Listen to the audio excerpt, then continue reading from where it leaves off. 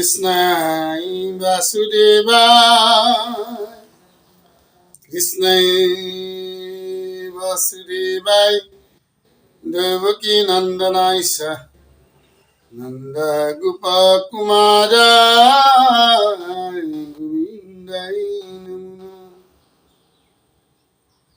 কৃষ্ণ। সমস্ত বৈষ্ণৱলৈ মোৰ সেৱা জনাই MBS ক্ৰিয়েশ্যন চেনেললৈ স্বাগতম জনাইছোঁ। এই সাধু সমস্ত আজি আমি একাদিক্ৰমে নামঘোষা পাঠ আৰু ব্যাখ্যা অনুষ্ঠানৰ ভাগ নম্বৰ 150 আহি উপনীত হৈছোঁ। এই 150ত আমি আপোনালোকৰ আগত আগবঢ়াম দুভাগী ঘোষা নম্বৰ 480 আৰু 481। ভিডিঅ'টো স্ক্ৰিপ্ট নকৰাকৈ পূৰ্ণাংগকৈ চাব। নিশ্চয় অলপ হ'লেও আধ্যাত্মিক তত্ত্ব লাভ কৰাৰ লগতে ভৱ বৈতৰণী তিনি তাপৰ পৰা কিঞ্চিত মান হ'লেও মুক্তি সহায়। কৃষ্ণ। তেন্তে আমি আগবাঢ়ো পলম নকৰি ঘোষা নম্বৰ 480। হৰিপদ সেৱা ভকতে জান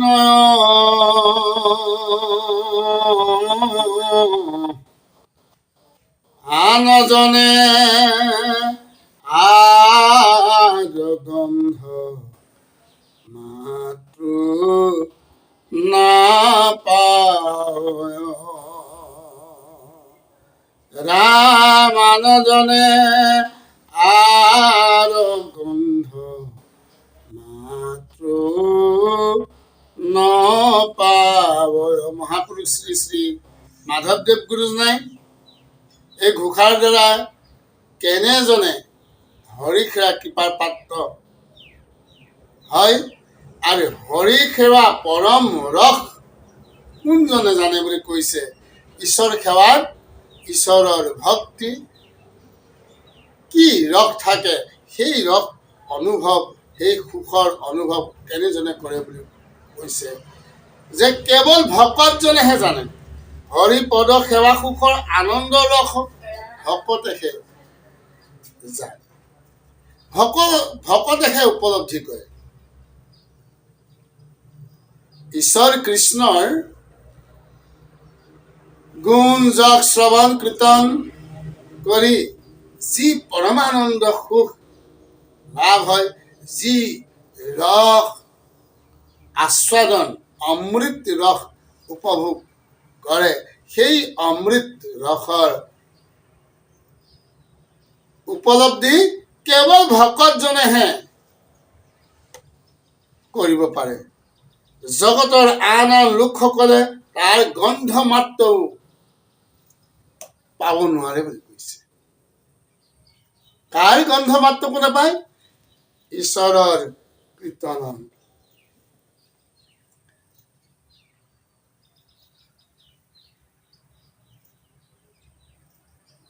তাকে কৈছে হৰিৰ একান্ত ভকতসকল হৰিৰ অভেদ।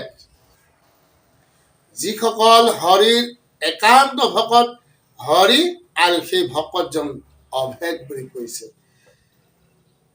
ভকতে কৃপাময় হৰিত বাহিৰে আনত ৰতি প্ৰীতি নকৰে। ভগৱন্তও তেনে ভকতকে সদা সৰ্বদা স্মৰণ কৰি থাকে। একান্ত ভকতে হৃদয়ত হৰিকেই ধ্যান কৰি থাকে আৰু হৰিয়েও তেনে ভকতৰ বাহিৰে আনক চিন্তা নকৰে। কীৰ্তনত মহাপুৰুষ শংকৰদেৱ গুৰুজনাই কৈছে ভকতেকে মোৰ হৃদি জানিবা নিশ্চয় ভকত জনৰ জানা আমি হৃদয় মই বিনা ভকতে নিশ্চিন্তে কিছু আন ভকতত পৰে মই নিশ্চিন্ত হোৱান। এইদৰে সম্পূৰ্ণভাৱে যি ভকতে পৰমেশ্বৰত চৰণত আত্মসমৰ্পণ কৰি অহৰ্নিশে তেওঁৰ এই ৰূপ গুণ স্মৰণ কীৰ্তন ধ্যান ধাৰণা কৰি থাকে, তেনেজন ভকতক হৰিয়ে কৃপা ৰস প্ৰদান কৰে। হৰিৰ কৃপাৰসত নিমজ্জিত হৈ পৰমানন্দ সুখৰ অনুভৱ কৰে, অৰ্থাৎ হৰিৰ যি নিজানন্দ, সেই আনন্দ কণিকা ভকতক কৃপা কৰি দান কৰে। এই ঐকান্তিক সুখ একান্ত ভকতৰ আছুতীয়া সুখ। সংসাৰৰ ক্ষুদ্ৰ বিষয় সুখত মত্ত হৈ থকা লোকসকলে একান্ত ভকতৰ এই সুখৰ কিঞ্চিত মানুহ সন্ধান নাপায়।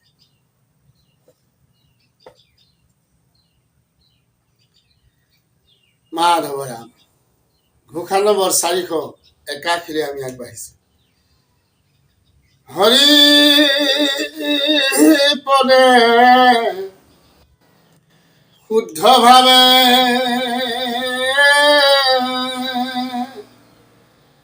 যিজনে ভজয়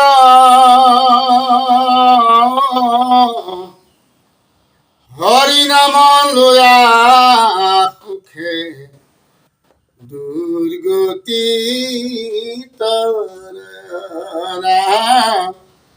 হৰি নাম লয়া সুখে দুৰ্গতি তৰা।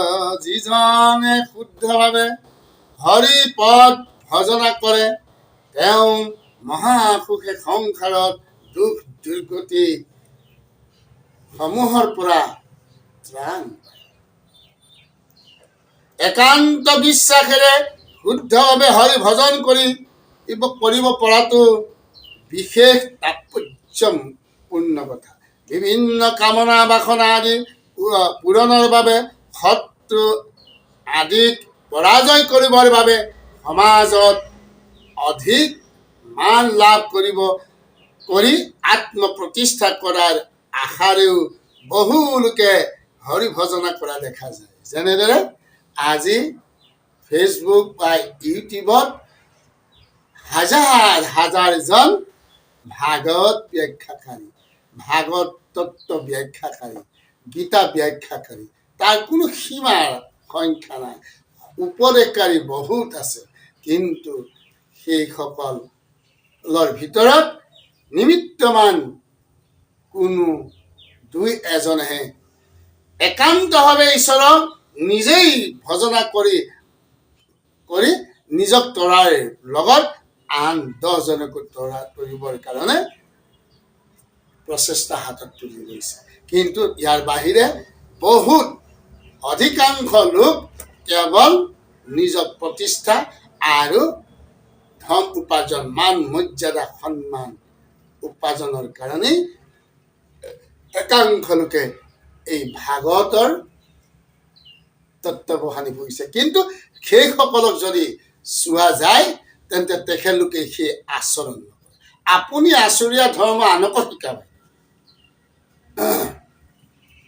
নিজেই যি আচৰণেই নাই কৰা, তেন্তে তেওঁ গীতা ভাগৱত কি ব্যাখ্যা কৰিব? সেইসকলৰ মুখৰ পৰা সেই ভাগৱত তত্ত্ব শুনাটো পাপ। কিয়নো যিজনে ঈশ্বৰ, ভাগৱতখন আৰু গীতাখনৰ প্ৰধান উদ্দেশ্য হৈছে এক দেও, এক কেও, এক বিল নাই কেও, এক ঈশ্বৰ।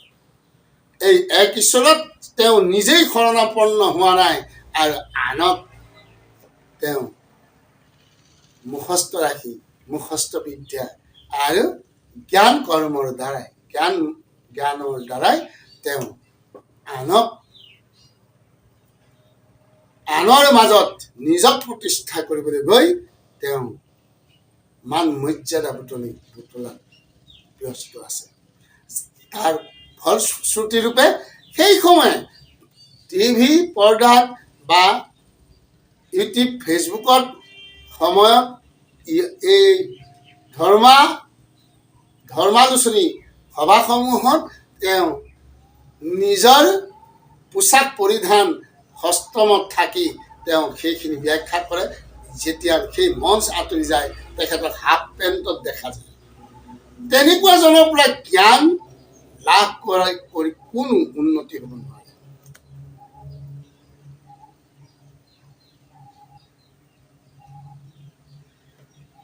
এনেভাৱে কৰা ভজন হৰি প্ৰিয় নহয়।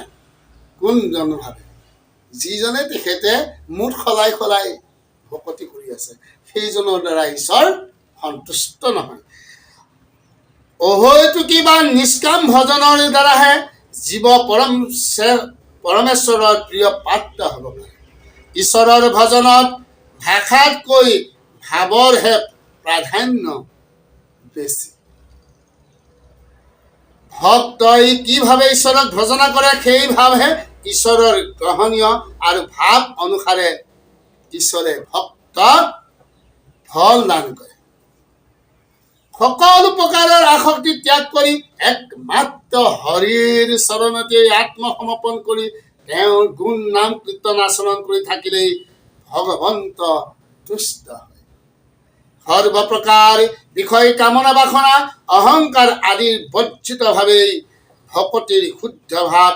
তেনেভাৱে ভজনা কৰা ভক্ত সকলে হৰিৰ কৃপাত পৰম আনন্দ সুখ লাভ কৰে আৰু সংসাৰৰ সকলো বিঘিনি অৰ্থাৎ জ্বালা যন্ত্ৰণা অতিক্ৰম কৰি যায়। এই ঘোষাত মহাপুৰুষজনাই কৃপালু হৰিক শুদ্ধভাৱে ভজনা কৰি অতি অপ্ৰয়াসে সংসাৰৰ দুখ কষ্ট তৰিবৰ বাবে উপদেশ প্ৰদান কৰিছে। আজিলৈ আমি এই খণ্ডটি ইয়াতে সামৰিছোঁ। পুনৰ আমি অন্য এটি খণ্ডত নতুন ৰূপত লগ পাম। আজিলৈ কৃষ্ণ।